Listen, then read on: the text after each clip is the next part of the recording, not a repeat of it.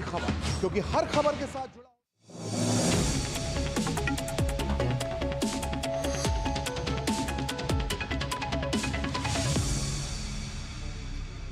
नमस्कार, स्वागत है आप सभी का डीडी न्यूज के इस खास बुलेटिन एक्सप्रेस 100 में, जहां हम आपके लिए लेकर आते हैं राजनीति, मनोरंजन, देश दुनिया, खेल और व्यापार जगत की सभी बड़ी खबरों को एक्सप्रेस यानी कि फटाफट अंदाज में। मैं हूं आपके साथ भावना नैयर, तो देखिए खबरें तेज रफ्तार से। पहाड़ी क्षेत्रों में भारी बर्फबारी और मैदानी इलाकों में हुई बारिश के बाद ठंड और बढ़ने के आसार हैं। जम्मू कश्मीर, हिमाचल और उत्तराखंड में लगातार हो रही बर्फबारी से मैदानी इलाकों में कड़ाके की ठंड पड़ रही है। रिकॉर्ड बारिश और बर्फबारी से पूरे उत्तर और मध्य भारत में ठिठुरन बढ़ गई है। मौसम विभाग के अनुसार उत्तर पश्चिमी भारत में घने कोहरे के साथ कई हिस्सों में तापमान में 3 से 5 डिग्री सेल्सियस की गिरावट हो सकती है। मौसम विभाग ने यह भी अनुमान लगाया कि अगले 5 दिनों के दौरान उत्तर भारत में न्यूनतम तापमान में 4 से 6 डिग्री सेल्सियस और अगले 3 दिनों के दौरान पंजाब, हरियाणा, चंडीगढ़, दिल्ली और राजस्थान में 3 से 4 डिग्री सेल्सियस की गिरावट हो सकती है। इसके साथ ही अगले 5 दिनों के दौरान मध्य भारत में 3 से 5 डिग्री सेल्सियस की कमी होने की संभावना है। वहीं पंजाब और हरियाणा, चंडीगढ़, राजस्थान के अलग अलग इलाकों में 30 दिसंबर से 31 दिसंबर तक शीतलहर चलने की संभावना है। दिल्ली में भीषण शीतलहर जारी है। कड़कड़ाती ठंड के बीच बेघर लोगों के लिए जगह जगह रैन बसेरे बनाए गए हैं। लोधी रोड, सराय काले खां, पुरानी दिल्ली, जामा मस्जिद में आश्रय गृह बनाए गए हैं, जहां लोग शरण ले रहे हैं। उत्तराखंड राज्य आपदा प्रबंधन प्राधिकरण ने चमोली जिले में आज शाम 5 बजे तक के लिए 3000 मीटर से अधिक ऊंचाई वाले क्षेत्रों में हिमस्खलन की चेतावनी जारी की है और ऑरेंज अलर्ट लेवल 3 जारी किया है। प्राधिकरण ने चमोली के जिलाधिकारी को अलर्ट के मद्देनजर उचित सुरक्षा और एहतियाती कदम उठाए जाने को कहा है। चमोली जिले के 2500 मीटर से अधिक ऊंचाई वाले क्षेत्रों में पिछले कुछ दिनों से भारी बर्फबारी हुई है। बद्रीनाथ केदारनाथ मंदिर समिति के मीडिया प्रभारी हरीश गौड़ ने बताया कि रविवार को बद्रीनाथ में कई दिनों के बाद सूरज निकला, लेकिन मंदिर में 1.5 फुट बर्फ जमी हुई है। वहीं हिमाचल प्रदेश के कुल्लू जिले के सोलंग घाटी में पर्यटक ताजा बर्फबारी का लुत्फ उठा रहे हैं। साथ ही जम्मू कश्मीर के श्रीनगर भी ताजा हिमपात पर्यटकों के लिए आकर्षण का केंद्र बना हुआ है। बर्फबारी को लेकर पर्यटकों में उत्साह देखने को मिल रहा है। ऊंचे पहाड़ी क्षेत्रों पर बर्फ की सफेद चादर बिछी हुई है और हर तरफ सिर्फ चांदी सी सफेदी नजर आ रही है। पंजाब के किसानों ने आज पंजाब बंद का ऐलान किया है। इसके कारण दुकानों से लेकर व्यापारिक संस्थान बंद रहेंगे। बंद के कारण 107 ट्रेनें रद्द रहेंगी और बस सेवा भी प्रभावित रहेगी। आज सुबह 7 बजे से शाम 4 बजे तक सड़कों और रेल लाइनों पर चक्का जाम रहेगा। बंद से बचने के लिए पुलिस ने नए रूट भी बनाए हैं। पीआरटीसी पंजाब और अन्य राज्यों में 577 रूटों पर बसें चलाता है, जो इस दौरान प्रभावित रहेंगी। ये बसें पंजाब, हरियाणा, हिमाचल प्रदेश, जम्मू कश्मीर, दिल्ली, राजस्थान और उत्तराखंड को कवर करती हैं। बंद के दौरान सब्जी और दूध सप्लाई भी बंद रहेगी। हालांकि बंद के दौरान आपातकालीन सेवा में बाधा नहीं डाली जाएगी। पंजाब बंद का फैसला पिछले हफ्ते संयुक्त किसान मोर्चा और किसान मजदूर मोर्चा ने लिया था।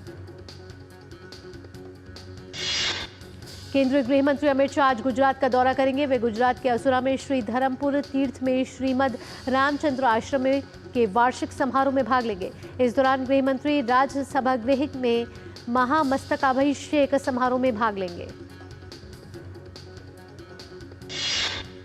विदेश मंत्री डॉक्टर एस जयशंकर आज से कतर के 3 दिवसीय दौरे पर रवाना होंगे। 1 जनवरी तक की यात्रा के दौरान विदेश मंत्री कतर के प्रधानमंत्री और विदेश मंत्री से मुलाकात करेंगे। अपनी यात्रा के दौरान विदेश मंत्री दोनों पक्षों के राजनीतिक, व्यापार, निवेश, ऊर्जा, सुरक्षा, सांस्कृतिक और दोनों देशों के लोगों के आपसी हित के क्षेत्रीय और अंतर्राष्ट्रीय मुद्दों सहित द्विपक्षीय संबंधों के विभिन्न पहलुओं की समीक्षा करेंगे। भारतीय अंतरिक्ष अनुसंधान संगठन आज रात 9:58 पर अपना अंतरिक्ष डॉकिंग प्रयोग स्पेसएक्स लॉन्च करने जा रहा है। इस मिशन के बाद भारत स्पेस टेक्नोलॉजी के क्षेत्र में दुनिया के उन अमेरिका, रूस और चीन जैसे 3 देशों के एलीट क्लब में शामिल हो जाएगा, जिनके पास बाहरी अंतरिक्ष में 2 अंतरिक्ष यान या उपग्रहों की डॉकिंग करने की क्षमता है। इस मिशन को PSLV C-60 के जरिए श्रीहरिकोटा के सतीश धवन अंतरिक्ष केंद्र से लॉन्च किया जाएगा। इससे ग्लोबल स्पेस कम्युनिटी में एक प्रमुख खिलाड़ी के रूप में भारत की भूमिका मजबूत होगी। इसरो के मिशन में 2 अंतरिक्ष यान चेजर SDX-01 और टारगेट SDX-02 होंगे। इनमें से प्रत्येक का वजन 220 किलोग्राम है। PSLV C-60 के जरिए दोनों अंतरिक्ष यान को पृथ्वी की सतह से लगभग 470 किलोमीटर ऊपर निचली पृथ्वी कक्षा में स्थापित किया जाएगा। विदेश मंत्री डॉक्टर एस जयशंकर ने साउथ कोरिया प्लेन क्रैश पर शोक व्यक्त किया है। एक्स पर जयशंकर ने कहा कि इस कठिन समय में हमारी संवेदनाएं कोरिया गणराज्य के लोगों के साथ है। दिल्ली में अवैध बांग्लादेशी नागरिकों सहित अवैध प्रवासियों के सत्यापन के लिए दक्षिण पश्चिम जिले में अभियान चलाया गया। घर घर जाकर सत्यापन किया गया और लगभग 400 परिवारों की जांच की गई। साथ ही उनके दस्तावेज भी जमा किए गए। दिल्ली पुलिस के मुताबिक अभियान के दौरान 15 बांग्लादेशी नागरिकों को पकड़ा गया। बांग्लादेश से 8 अवैध प्रवासियों को FRRO के माध्यम से बांग्लादेश भेजा गया है। वहीं दक्षिण दिल्ली से पकड़े गए 7 अन्य बांग्लादेशी नागरिकों को डिपोर्ट किया गया। ये कार्रवाई कई टीमों द्वारा मतदाता पहचान पत्र और आधार कार्ड सत्यापित करने, साथ ही संदिग्ध प्रवासियों की पहचान करने के लिए झुग्गी झोपड़ियों और संदिग्ध क्षेत्रों का दौरा करने के बाद की गई। फर्जी पासपोर्ट रैकेट पर पश्चिम बंगाल के ADG law and order Javed Shamim ने कहा कि पासपोर्ट एक ऐसी प्रक्रिया है जिसमें कई एजेंसियां शामिल होती है। इसलिए कोलकाता पुलिस पहले से ही पासपोर्ट को लेकर विस्तृत जांच कर रही है। जावेद शमीम ने साथ ही कहा कि पश्चिम बंगाल पुलिस, कोलकाता पुलिस और केंद्रीय एजेंसियां हम सब मिलकर प्रयास कर रहे हैं कि सांप्रदायिक सद्भाव या किसी अन्य सुरक्षा मुद्दे पर कोई समझौता ना हो। संभल हिंसा के पीड़ित परिवारों से सपा का प्रतिनिधिमंडल आज मिलने जाएगा। सभी सांसद मुरादाबाद में एकजुट होंगे। उत्तर प्रदेश में संभल जिले के चंदौसी में मिली बावड़ी की दीवार पर मकान का निर्माण हुआ है। इस बीच बावड़ी की खुदाई 9वें दिन भी जारी रही। इस संबंध में संभल जिलाधिकारी डॉक्टर राजेंद्र पेसिया ने बताया कि बावड़ी की खुदाई हमारे मजदूर लगातार कर रहे हैं और वहां पर किसी भी प्रकार का अतिक्रमण को नहीं रहने दिया जाएगा और जो भी अतिक्रमण है उसे हटाया जाएगा। राजस्थान के कोटपुतली के कीरतपुरा गांव में 23 दिसंबर को बोरवेल में गिरी 3.5 वर्षीय बच्ची को बचाने के लिए रेस्क्यू ऑपरेशन अभी भी जारी है। प्रशासन द्वारा बच्ची को बचाने के लिए हर संभव प्रयास किए जा रहे हैं। NDRF के अधिकारी योगेश कुमार मीणा का कहना है कि 100% ठोस पत्थर के कारण समस्या आ रही है। उन्होंने कहा कि काम लगातार जारी है। उम्मीद है कि जल्द पत्थर को काट लिया जाएगा। आधी से ज्यादा सुरंग बन गई है। मुंबई के नेवी चिल्ड्रन स्कूल की 17 वर्षीय छात्रा काम्या कार्तिकेयन ने इतिहास रच दिया है। उन्होंने 7 महाद्वीपों में से प्रत्येक की सबसे ऊंची चोटियों पर चढ़ने वाली दुनिया की सबसे कम उम्र की महिला होने का गौरव हासिल किया है।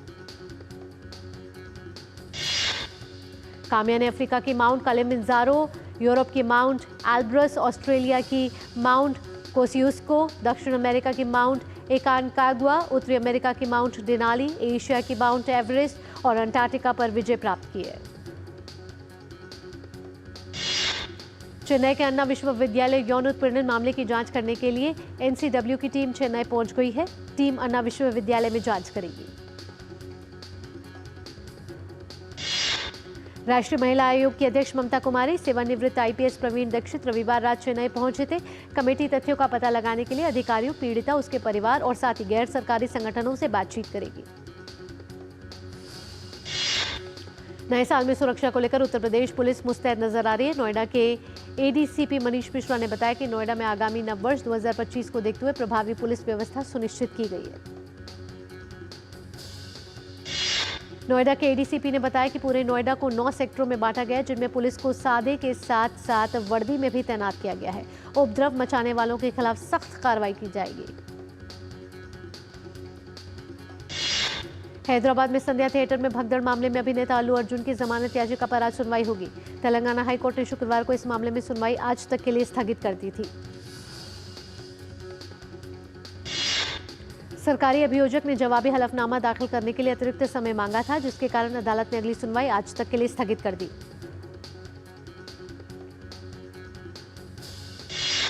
प्रयागराज में 13 जनवरी से 26 फरवरी तक 45 दिनों के लिए महाकुंभ का आयोजन होने जा रहा है। दुनिया भर से 40 करोड़ से अधिक भक्तों की मेजबानी करने की उम्मीद है। महाकुंभ नगर को हजारों टेंट और आश्रयों के साथ एक अस्थायी शहर में बदल दिया जा रहा है, जिसमें IRCTC के महाकुंभ ग्राम लग्जरी टेंट सिटी जैसे सुपर डीलक्स आवास भी शामिल है। वहीं 92 सड़कों का नवीनीकरण और 17 प्रमुख सड़कों का सौंदर्यीकरण पूरा होने के करीब है। वहीं इस कार्यक्रम के लिए सुरक्षा व्यवस्था कड़ी कर दी गई है। अर्धसैनिक बलों सहित 50,000 से अधिक कर्मी मौजूद रहेंगे। जम्मू कश्मीर के सांबा जिले के घगवाल क्षेत्र में श्री नरसिंह धाम में रथ खड़ा मेला शुरू हुआ है। मेले में लोगों की भीड़ उमड़ रही है। नेताजी सुभाष चंद्र बोस ने आज ही के दिन यानी 30 दिसंबर पहली बार 1943 में पोर्ट ब्लेयर में राष्ट्रीय तिरंगा फहराया था। इसी दिन इस द्वीप को ब्रिटिश शासन से मुक्त होने वाला पहला भारतीय क्षेत्र घोषित किया गया था। नवी मुंबई इंटरनेशनल एयरपोर्ट पहला कमर्शियल फ्लाइट वैलिडेशन टेस्ट पूरा किया। इसके लिए इंडिगो एयरलाइन का A320 विमान सफलतापूर्वक रनवे पर उतरा। भारतीय रेलवे ने वार्षिक समीक्षा में बताया कि Mumbai Ahmedabad bullet train project पर काम तेजी से चल रहा है, जिसके तहत 13 नदियों और कई राजमार्गों पर पुल बनाए जा रहे हैं।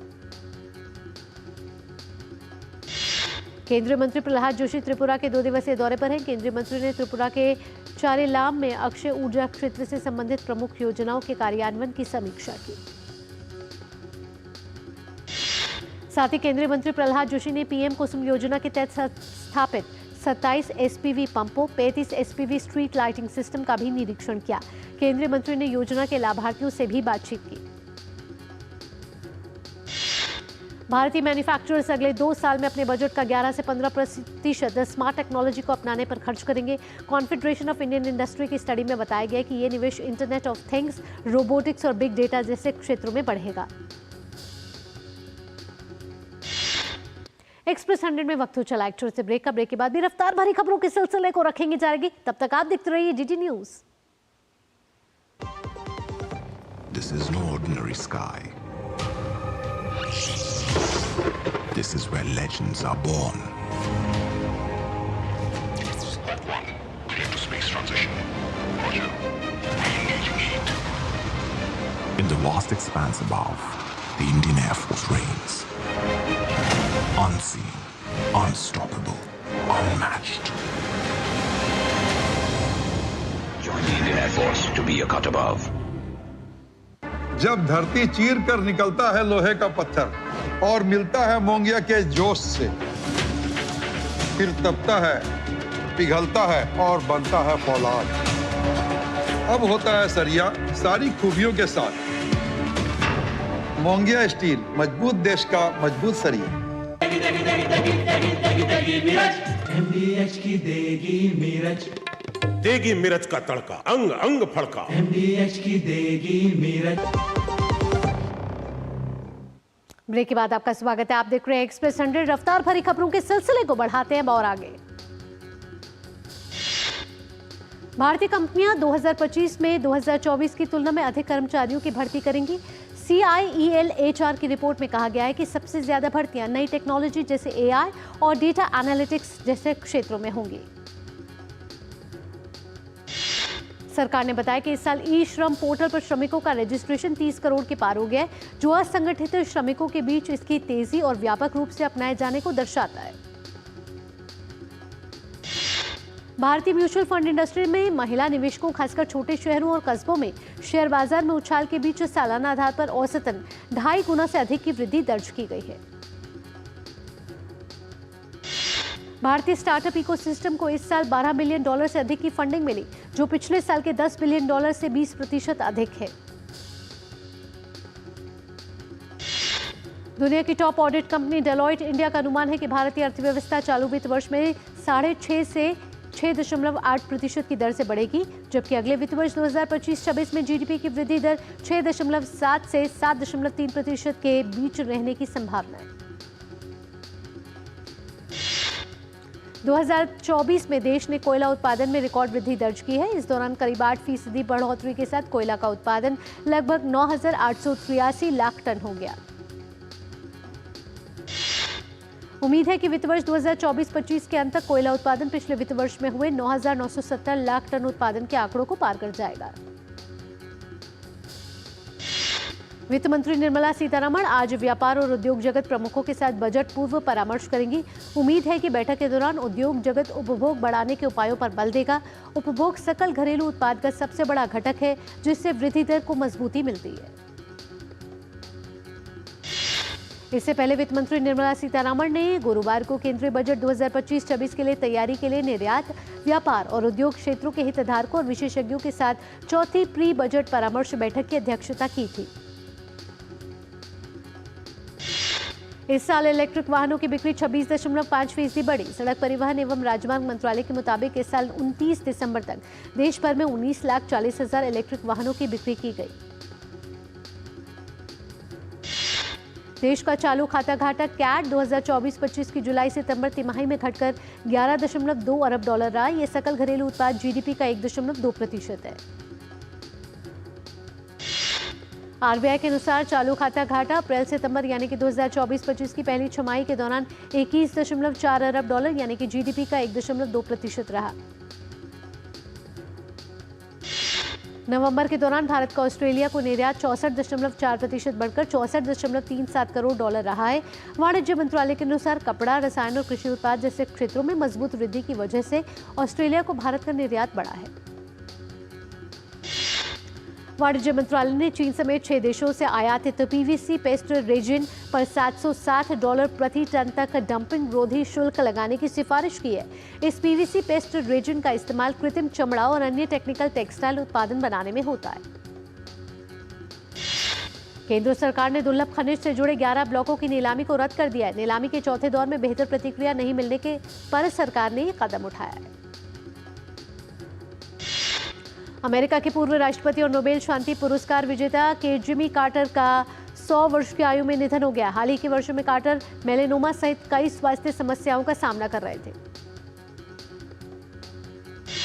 जिमी कार्टर को अंतर्राष्ट्रीय संघर्षों के शांतिपूर्ण समाधान खोजने, लोकतंत्र और मानवाधिकारों को आगे बढ़ाने और आर्थिक और सामाजिक विकास को बढ़ावा देने के अथक प्रयास के लिए जाना जाता है। इसके लिए उन्हें 2002 में नोबेल शांति पुरस्कार से सम्मानित किया गया था। दक्षिण कोरिया के कार्यवाहक राष्ट्रपति चोई सांग मोक ने सोमवार को देश की पूरी एयरलाइन संचालन प्रणाली के आपातकालीन सुरक्षा निरीक्षण का आदेश दिए हैं।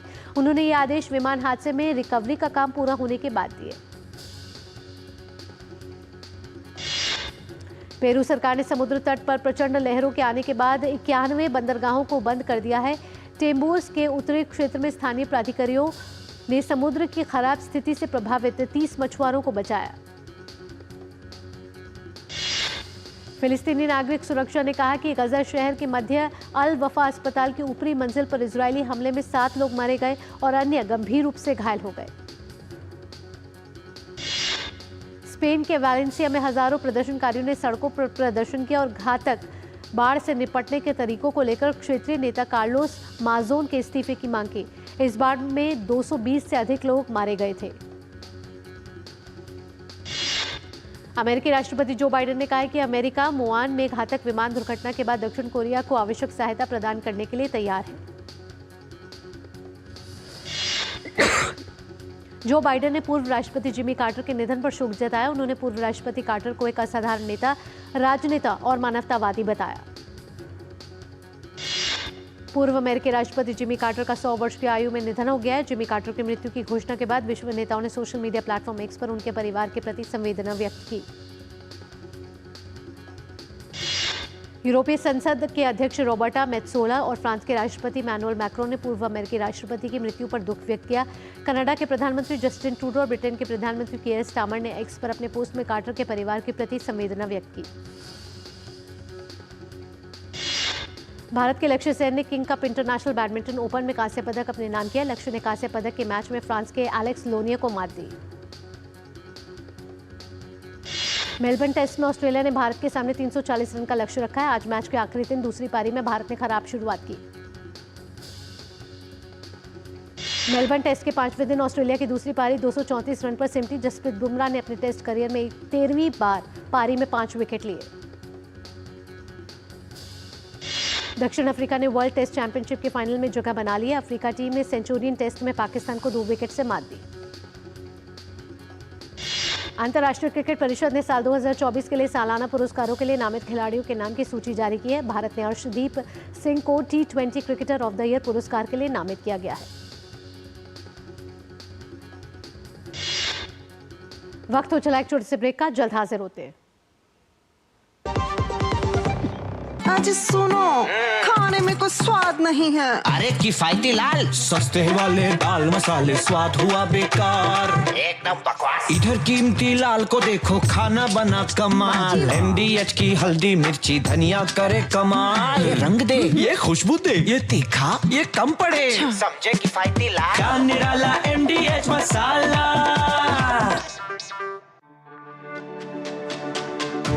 मेरी पसंद, मेरी पसंद, मेरी पसंद, मेरी पसंद, हमारी पसंद, हम सबकी पसंद। मजबूत देश का मजबूत सरिया, मोंगिया स्टील।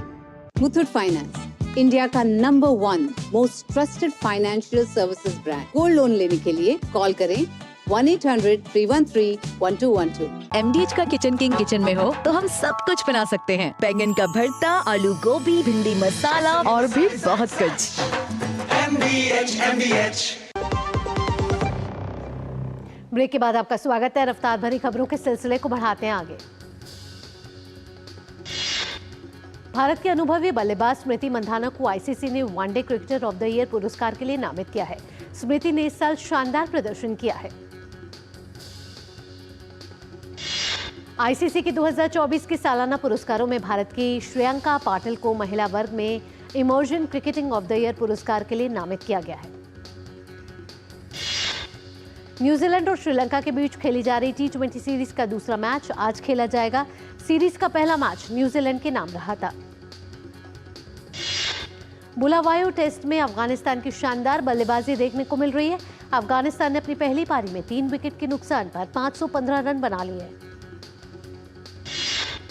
भारत और मालदीव के बीच महिला फुटबॉल टीम आज एक दोस्ताना मैच में आमने सामने होंगी। ये मैच बेंगलुरु में खेला जाएगा। वेस्ट बंगाल के संतोष ट्रॉफी फुटबॉल प्रतियोगिता के फाइनल में जगह बना ली है। हैदराबाद में खेले गए मैच में वेस्ट बंगाल की टीम ने मौजूदा चैंपियन सर्विसेज को 4-2 से मात दी। केरल ने मणिपुर को हराकर संतोष ट्रॉफी फुटबॉल प्रतियोगिता के फाइनल में जगह बना ली है। केरल ने 16वीं बार प्रतियोगिता के फाइनल में जगह बनाई है। नोवाक जोकोविच अपने नए कोच एंडी मरे के मार्गदर्शन में पहली बार किसी प्रतियोगिता में खेलने जा रहे हैं। जोकोविच ने कहा कि मरे ने कोच के रूप में उनके खेल में कुछ नए आयाम जोड़े हैं। सीरिया में यूवेंट्स और फियोरेंटिना ने 2-2 से ड्रॉ खेला। इस परिणाम के साथ यूवेंट्स का अविजित अभियान 26 मैच का हो गया है। इंग्लिश प्रीमियर लीग में लिवरपूल ने वेस्ट हैम को 5-0 से हरा दिया। इस जीत के साथ लिवरपूल की टीम लीग में शीर्ष पर मजबूती से बरकरार है। रामचरण की फिल्म गेम चेंजर 10 जनवरी को सिनेमाघरों में दस्तक देने जा रही है। फैंस को फिल्म का बेसब्री से इंतजार। सोनू सूद की much awaited film cyber thriller Fateh 10 जनवरी को सिनेमाघरों में होगी release. Salman Khan starrer film Sikandar का टीजर रिलीज कर दिया गया है। फिल्म ईद पर होगी रिलीज। करण जौहर के प्रोडक्शन में बन रही फिल्म सनी संस्कारी की तुलसी कुमारी 18 अप्रैल को रिलीज होगी। अमन देवगन और राशि टंडन की फिल्म आजाद 17 जनवरी को होगी रिलीज। अक्षय कुमार की फिल्म स्काई फोर्स 24 जनवरी को सिनेमाघरों में होगी रिलीज। फिल्म में निर्मित निमृत कौर और सारा अली खान भी आएंगे नजर। शाहिद कपूर की एक्शन फिल्म देवा 31 जनवरी को होगी release. Action drama streaming series गुनाह दूसरे सीजन के साथ नए साल पर वापसी को तैयार है।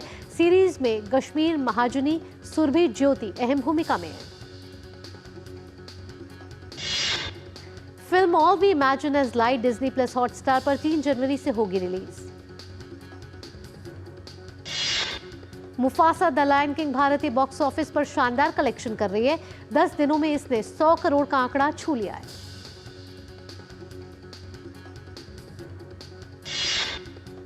और खबरों की दुनिया से जुड़े रहने के लिए अब डीजी न्यूज की खबरें और updates YouTube, Facebook, Twitter, Instagram और हमारी वेबसाइट्स पर भी उपलब्ध है और आप इन्हें फॉलो और सब्सक्राइब कर सकते हैं।